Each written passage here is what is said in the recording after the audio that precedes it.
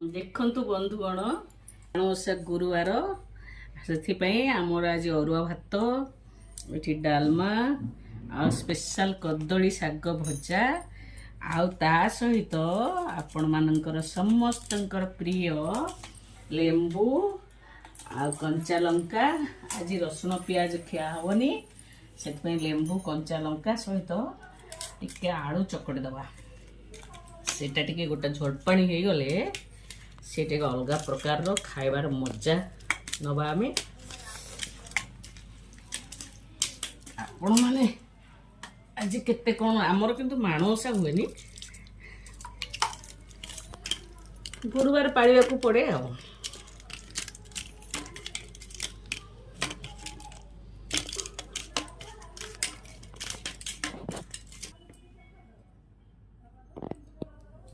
एबे हम खाइबा मुग जाई घी छुंक डालमा पूरा बढ़िया लगे।